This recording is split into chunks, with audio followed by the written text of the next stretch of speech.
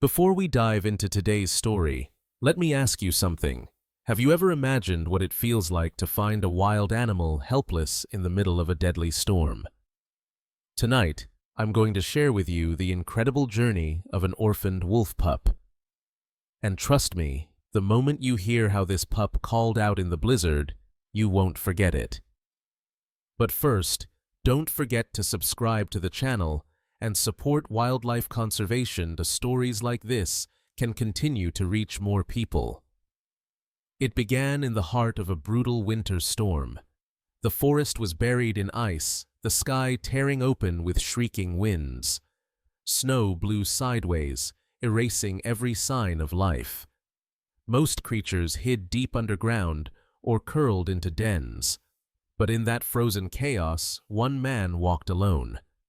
He was a ranger, weathered by decades of protecting these woods. His breath turned instantly to frost. Each step crunched on snow so deep it threatened to swallow him. His flashlight cut through the white void until it landed on something unexpected. At first, he thought it was just a fallen branch. But then the branch moved, small, fragile, trembling. It was a wolf pup, its fur clumped with ice, its tiny body sinking into the snow. The pup's chest rose weakly, each breath a battle. The ranger's heart clenched. Wolves are not meant to be handled by humans, not unless it's a matter of survival. He knew that. He knew the rules. But in that moment, all he saw was a life about to fade away. The pup tried to snarl, but the sound was nothing more than a faint whimper. Its paws twitched in the snow. The ranger knelt, scooping the shivering body into his arms, feeling how frighteningly light it was. This was no hunter. This was an orphan abandoned in the storm. As he trudged back to his cabin, the storm roared louder, almost as if nature itself was testing him. The pup's eyes flickered open for a second, then closed again. The ranger pressed the animal close to his chest, whispering under the scream of the wind, "Hold on, little one. Just hold on." He didn't know it yet, but that fragile spark of life in his arms would soon call out to something far greater than either of them, a call that would change everything. To understand why this ranger risked everything that night, we need to step back. We need to know the man who found the pup and the land that shaped both of them. Because stories like this are not just about wolves, they are about the bond between people and the wild places we try to protect. His name was Thomas Avery, though most just called him Avery. 58 years old. Weathered skin silver in his beard, shoulders slightly bent from years of carrying gear through the backcountry. He wasn't born a ranger. In fact, his early life could not have been further from the wilderness. Avery grew up in a small industrial town in Michigan, where smokestacks replaced trees and the night sky rarely showed stars. But every summer, his family would take a long trip north up to the borderlands of Minnesota. That's where Avery first felt the power of wild landscapes. He remembered being 10 years old, standing at the edge of a frozen lake, hearing the echo of a wolf pack for the first time. The sound wasn't frightening. It was magnetic. It stayed with him. After high school, Avery tried to follow a normal path. College odd jobs, but the pull of the wilderness was stronger. By his late 20s, he had trained as a park ranger and moved permanently to the snowy forests of northern Minnesota. He traded city lights for stars' traffic noise, for the howl of coyotes, and found a life shaped not by machines, but by weather wildlife and the quiet rhythm of the woods. These forests were not gentle. Winters could kill the unprepared in a matter of hours. Storms could level trees, cut off entire towns. Yet Avery loved that rawness. He believed true beauty came from things that could not be controlled, and wolves were at the very heart of it. For years he monitored wolf populations, tracking paw prints in fresh snow logging scat samples, documenting den sites. He admired wolves for their resilience, their loyalty to the pack, their ability to survive in places where humans would freeze. Still, he was always clear wolves were not pets. They were not companions. They belonged to the wild, and his role was simply to ensure balance, not interfere. He carried that rule with him like scripture.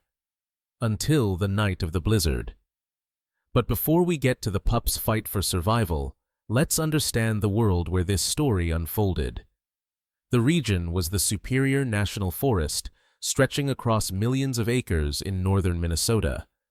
It was a land of extreme summers, thick with mosquitoes, winters sharp enough to split wood with the air alone. Moose lynx, black bears roamed these woods, but it was the wolves that defined its character. Wolves here were gray wolves, descendants of the first packs that crossed the frozen land bridge thousands of years ago. They hunted deer across frozen rivers, raised their pups in dens dug beneath fallen pines, and roamed territories larger than entire cities. The relationship between wolves and humans had always been complicated. Some locals saw them as symbols of wilderness pride. Others, especially cattle ranchers, saw them as threats. For Avery, wolves were neither villains nor saints. They were simply wolves creatures with their own right to exist. On that night when the blizzard struck, Avery had been out checking boundary lines, making sure no hikers or snowmobilers had strayed too far. He carried only a flashlight, a radio, and a small pack of supplies. That was enough for him usually. But what he found in the snow wasn't something you prepare for in ranger training. A half-frozen pup, alone. In his mind, questions fired like sparks. Where was the mother? Was this pup abandoned, or had the storm separated it from the pack? Could he intervene without breaking the very rules he had lived by? One thing was certain. If he left the pup there, the snow would bury it within the hour. There would be no second chance. So, Avery carried it home. Into a cabin that had seen countless storms, but never a guest like this. That night, the storm outside howled like an endless chorus. Inside the cabin, the wood stove hissed, throwing shadows against the walls. Avery placed the pup on an old wool blanket near the fire. At first, it didn't move. For a terrifying moment, he thought it might already be too late. Then, a twitch, a shallow breath. The pup's tiny chest rose and fell again. Its eyes opened briefly, golden flecks catching the firelight before sliding shut. Avery had seen wolves before, dozens of them, but never this close. This was no fierce predator of legend. This was a creature on the edge of life, fragile and defenseless. And yet, even in weakness, it carried the wild in its bones. He pulled off his gloves and pressed a canteen cap to the pup's mouth. Drops of lukewarm water touched its tongue. Nothing. He tried again. A weak lick, then the smallest swallow.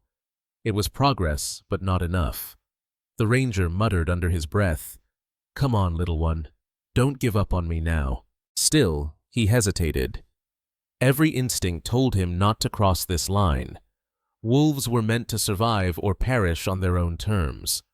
Was he saving it, or interfering with nature's course? And yet, when he looked at that tiny frame curled against the blanket, he realized something. This pup was not just another animal. It was a life caught in the crossfire of a storm, and Avery was the only one who could give it a chance. So he made his choice. Avery tore strips from an old flannel shirt, soaking them in warm water, and gently rubbed the pup's paws and ears to bring back circulation. The pup whimpered, weak but alive. Hours passed in silence, broken only by the crackle of the fire and the relentless wind outside. Then something remarkable happened. As Avery leaned closer, he heard it, the faintest attempt at a growl. Not fierce, barely more than a whisper, but it was defiance. A flicker of instinct, a signal that the wolf inside was still fighting. Avery couldn't help but smile. That's it. That's the spirit.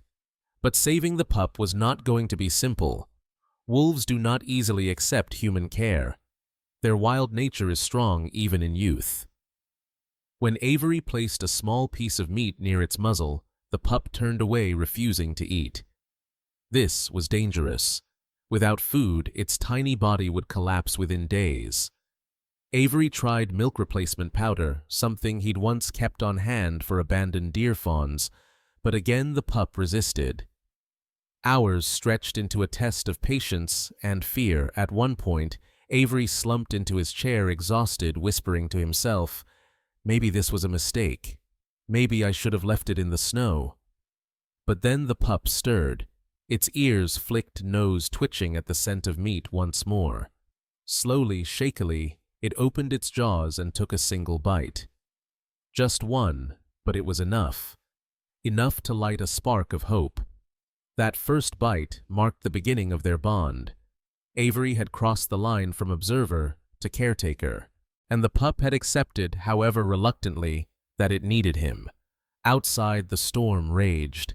Inside, in that dim cabin, man and wolf pup began a fragile alliance. Avery knew it could not last forever. He told himself this was temporary, only until the pup regained strength. But deep down he also knew something else. Once you open your door to the wild, it changes you. This encounter wasn't just about survival. It was about connection. Two creatures from two different worlds, thrown together by chance and by a storm that neither could conquer alone. And it was only the beginning. The days after the storm felt longer than any winter Avery had known. Each morning, he woke to the hiss of wind against the cabin walls and the tiny whimpers of the pup lying by the fire. Survival was no longer just his task as a ranger, it had become something far more personal. The pup's recovery was not smooth. One day it seemed stronger, tugging at the blanket with its teeth, and the next it lay still, refusing even a sip of water.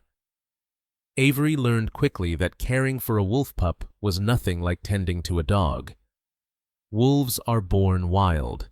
Their instincts run deep, even when they can barely stand. Feeding was the hardest battle. The pup would accept food one night, then reject it the next. Avery tried everything: milk replacer, tiny cuts of venison, warmed broth. Sometimes it snapped weakly at his hand, more out of fear than aggression. He bore the scratches in silence. To him, they weren't wounds. They were signs of life. Slowly, progress came. The pup began to rise shakily to its feet, staggering a few steps before collapsing back onto the blanket. Avery encouraged it with a calm, steady voice. "One step at a time, little one. That's all it takes."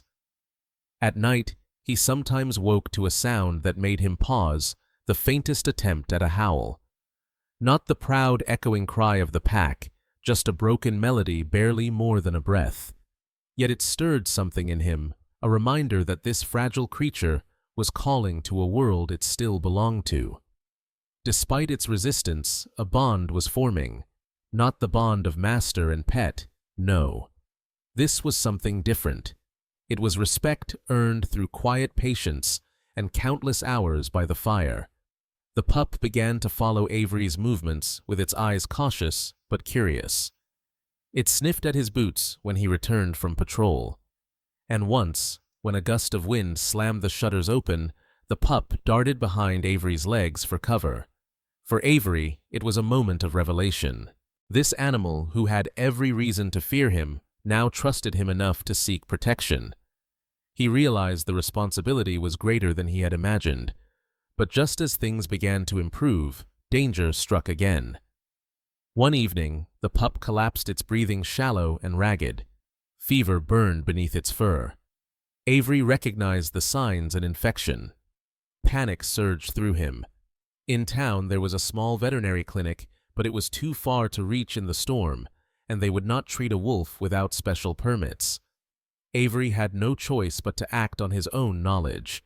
He boiled water, sterilized cloth, and cleaned the pup's tiny wounds where frostbite had taken hold. He whispered steady encouragement while it whimpered in pain. Hours turned into a desperate vigil. Finally, as dawn broke, the fever began to break. The pup's breathing steadied.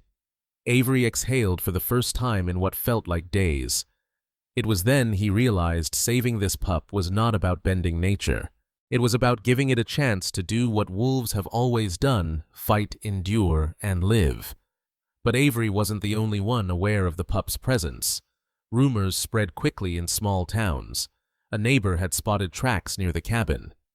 Questions followed. Was Avery keeping a wolf? Was it safe? Was it legal? One afternoon, a call crackled over his radio. It was the regional wildlife office.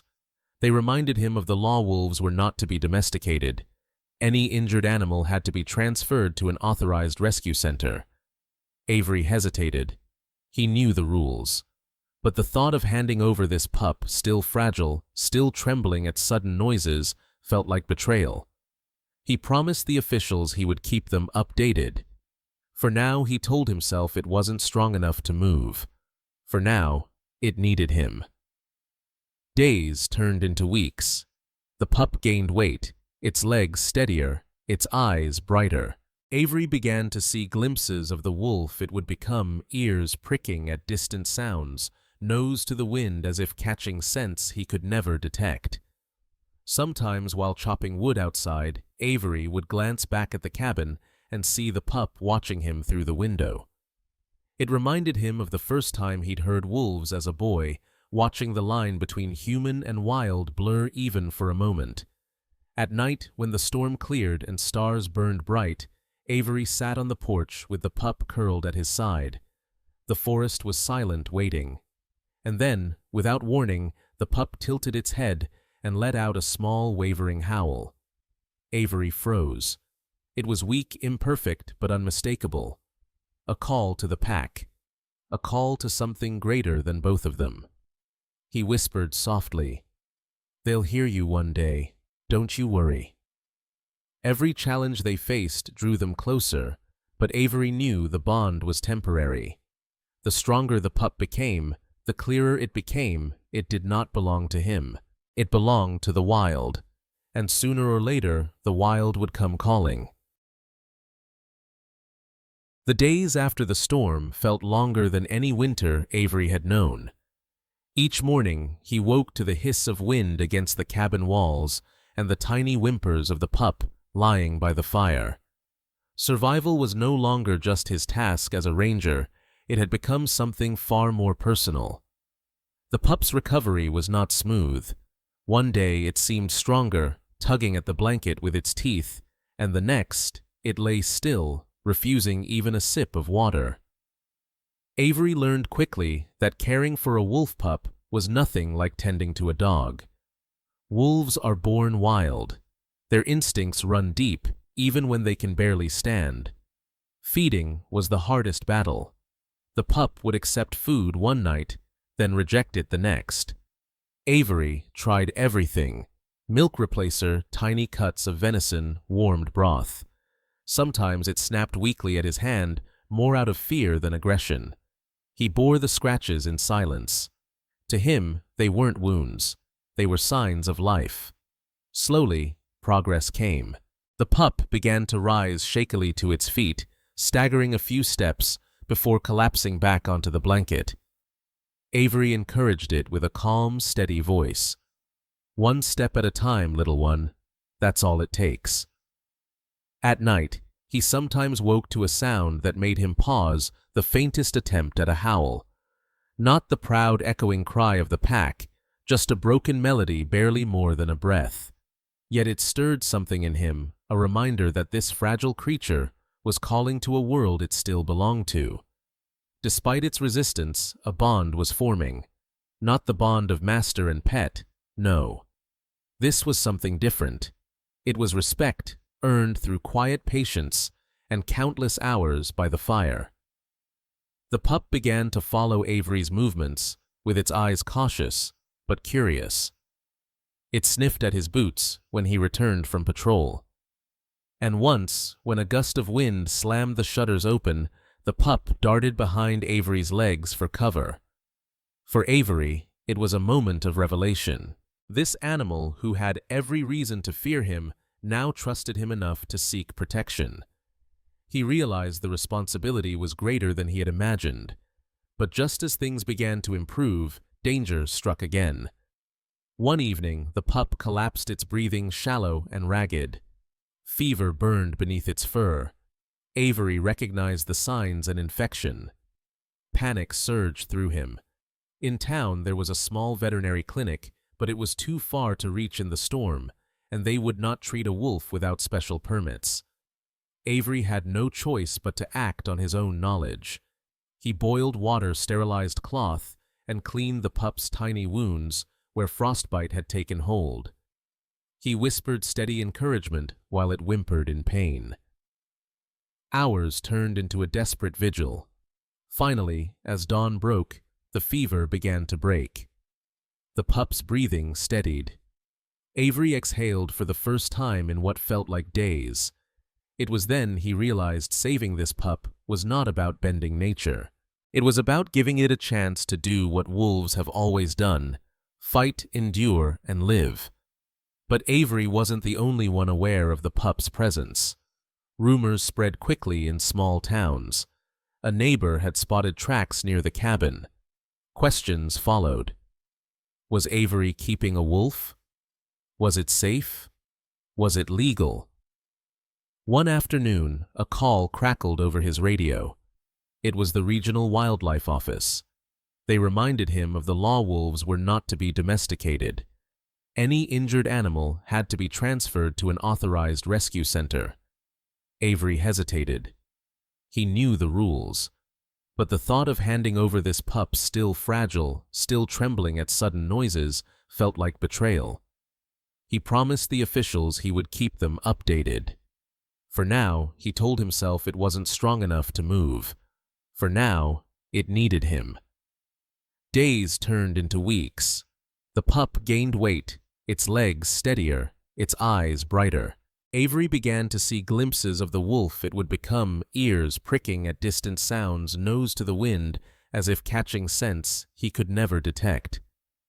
Sometimes, while chopping wood outside, Avery would glance back at the cabin and see the pup watching him through the window. It reminded him of the first time he'd heard wolves as a boy, watching the line between human and wild blur even for a moment. At night, when the storm cleared and stars burned bright, Avery sat on the porch with the pup curled at his side. The forest was silent, waiting. And then, without warning, the pup tilted its head and let out a small, wavering howl. Avery froze. It was weak, imperfect, but unmistakable. A call to the pack. For weeks, the cabin had been their sanctuary. But in small towns, secrets melt away as quickly as snow in spring. Tracks had been seen near Avery's cabin. Strange howls heard at night. Whispers spread the old ranger was hiding something. It didn't take long before the rumors reached the wrong ears.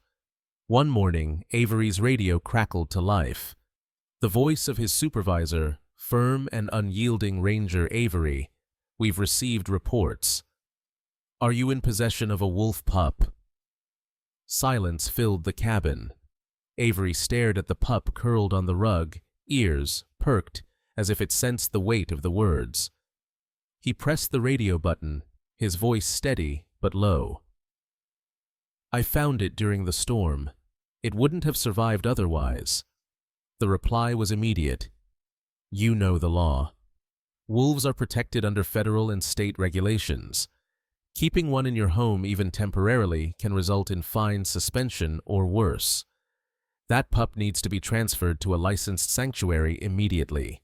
Avery's jaw tightened. He knew they were right.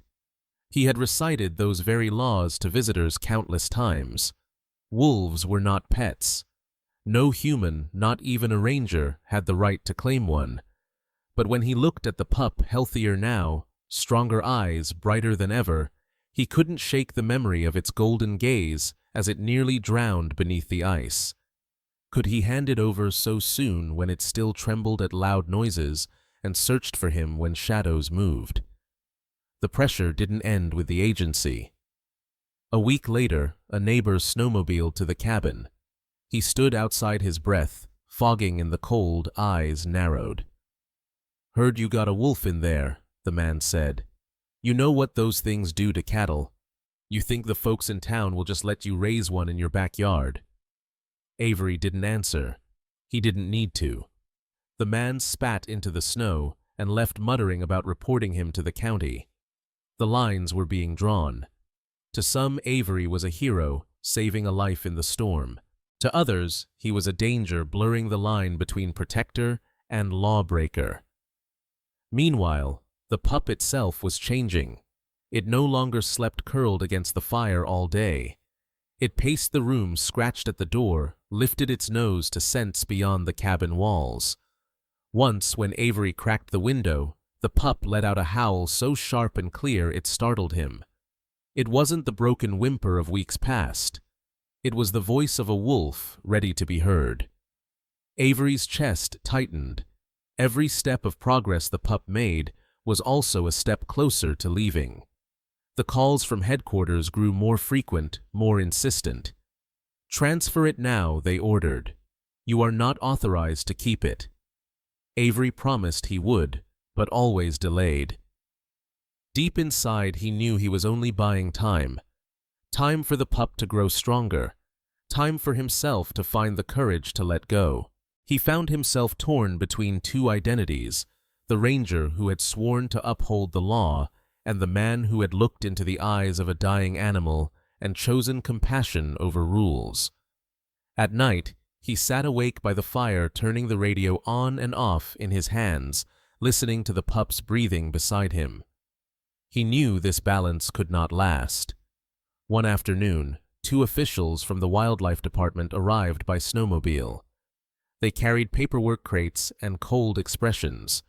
"Ranger Avery," one said, "we're here for the wolf pup." The pup, sensing strangers, bristled, backing behind Avery's boots. It let out a sharp bark-like howl, its first real display of defiance. The officials froze, surprised. Avery's hand rested unconsciously on the pup's back, steadying it. "You don't understand," Avery said quietly. "It's not ready. If you take it now in this state, you'll break it." The officials exchanged looks. Their orders were clear. But something in Avery's tone, something in the pup's trembling strength made them hesitate. Finally, one of them sighed. "You have 1 month. Then it must be released or transferred. No exceptions." When the snowmobiles disappeared into the trees, Avery knelt by the pup. It pressed its forehead into his palm, a gesture he knew was not submission, but trust. 1 month. 30 days to prepare for the inevitable. 30 days before law and nature converged on his doorstep. The conflict was no longer just between Avery and the outside world. It was within himself. Could he honor both the law and the bond that had saved them both? Could he let go when every instinct told him to hold on? The countdown had begun. The month passed faster than Avery could believe. Each sunrise was a reminder that the clock was ticking. Each howl from the pup, now clearer and stronger, was proof that the wild was waiting. The pup had grown into a young wolf, lean but sturdy, with eyes that gleamed like molten gold. It no longer whimpered at the crack of branches. It no longer stumbled on shaky legs. It moved with the grace of its ancestors, a shadow slipping through snow. And Avery knew the time had come. On the final morning, he packed lightly a thermos of water, a piece of meat, and the leather gloves he'd worn the night of the blizzard. He slipped the radio into his pocket, but left it switched off. Some journeys, he thought, had to be faced in silence. The wolf padded beside him as he trudged into the forest. Snow crunched beneath their feet, the air sharp with pine and frost. Avery's breath rose in clouds.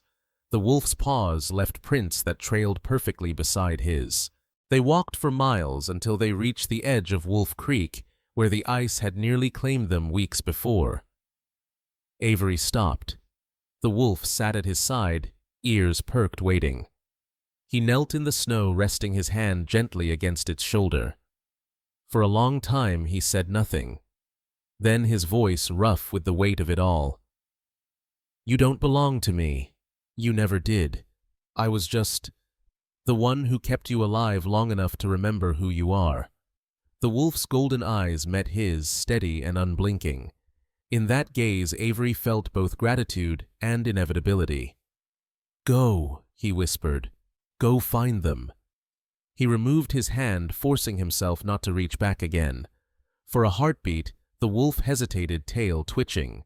Then it lifted its head and let out a long, echoing howl.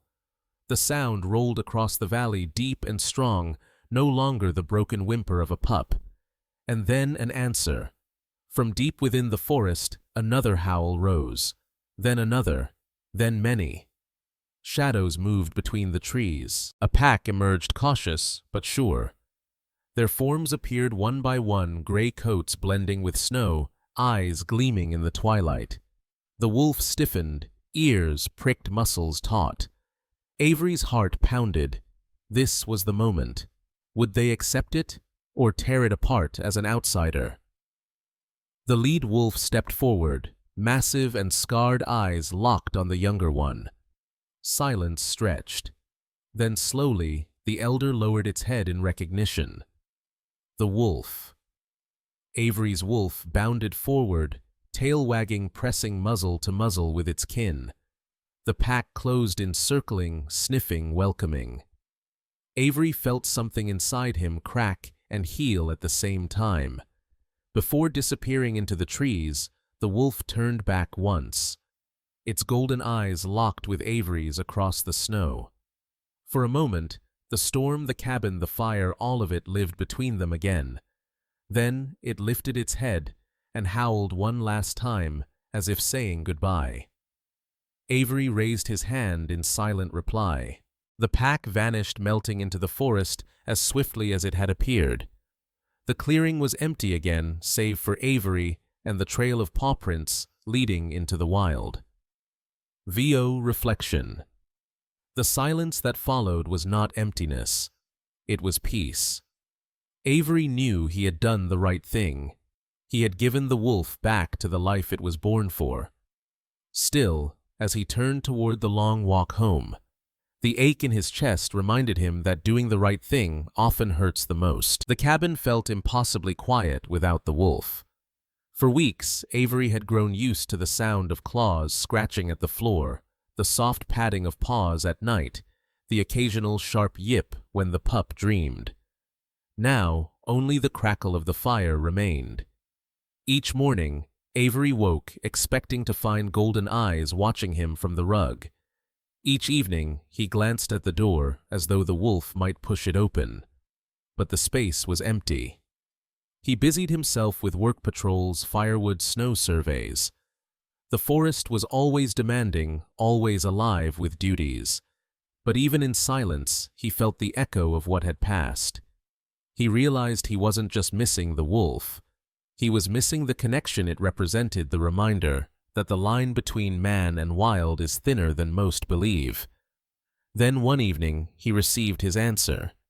It was near dusk. The forest glowed pale blue under the rising moon. Avery was returning from patrol when he heard it, a howl, strong and resonant, rolling across the hills. He froze. Moments later, another howl answered. Then another. And within the chorus, one voice rang familiar, clear, bright, unmistakable. It was the wolf. Avery's chest tightened as he stood beneath the open sky, listening. It wasn't a call of distress. It wasn't lonely. It was part of a pack now. The sound was richer, deeper, belonging to something greater. For the first time since the farewell, Avery felt peace. The wolf had not just survived, it had found its family. Over the following weeks, Avery caught glimpses. Tracks near the creek, a shadow at the tree line when he returned late from patrol. Once in the distance, a wolf standing on a ridge, head lifted toward the moon. He never approached. He never called out. He didn't need to. Their bond was not built on possession, but on respect. The experience changed Avery in ways he hadn't expected. For decades, he had enforced rules, maintained distance, told others to admire wildlife from afar. But the pup had shown him something else, that compassion could coexist with respect for the wild. That saving a life, even temporarily, mattered. He shared the story quietly with a few trusted colleagues. At first, some frowned, others shook their heads, but a few understood.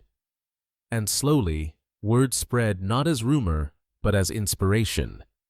A reminder that protecting wolves wasn't about statistics on a chart, it was about the bond between living beings who shared the same land. On the first full moon of spring, Avery stood outside his cabin, the forest thawing around him. The air was crisp, the snow melting into rivulets that sang through the pines. Far across the valley, a howl rose strong, proud, alive. Avery tilted his head back, eyes closing, letting the sound wash over him. It wasn't his wolf anymore. It never had been. But in some way, it always would be. Every story leaves us with something. Sometimes it's joy, sometimes it's sorrow, and sometimes it's a lesson carved deep into the heart. For Avery, the lesson was clear: compassion is not weakness, it is strength. It is the bridge that allows us to stand alongside creatures we can never truly possess, yet always respect. That orphaned wolf pup survived because one man chose to act, to risk, to care. But its future was not beside him, it was in the wild among its own kind. Love in its purest form is not about holding on, it is about letting go. In a world where human boundaries press harder against the wilderness every year, this story reminds us of balance. Wolves do not need to be tamed to inspire us. They do not need to be collared in backyards or displayed in cages. Their power lies in their freedom, in the chorus of howls that remind us the wild is still alive. When we protect them, we protect more than an animal. We protect the idea that not everything on this planet must bend to our control. Some things must remain untamed. And so I ask you, what would you have done in Avery's place? Would you have walked past the pup in the snow? Or would you have carried it, knowing the pain of letting go was waiting on the other side? Your answer matters because it shapes the way we see the creatures who share this world with us. If this story moved, you don't let it end here. Support wildlife sanctuaries. Learn about wolf conservation programs. Share these stories so the next time a ranger or rescuer faces a choice in the storm, they know the world stands behind them. And if you haven't already subscribed to this channel. By doing so, you're not just joining an audience, you're joining a community that believes every life, no matter how wild, deserves respect. Picture it one last time, a wolf once orphaned now raising its head beneath a silver moon. The air trembles with its song, and somewhere a man listens with a quiet smile. They are apart, but forever connected by one storm, one fire, and one choice. Because in the end, the truest love we can offer the wild is the freedom to remain wild.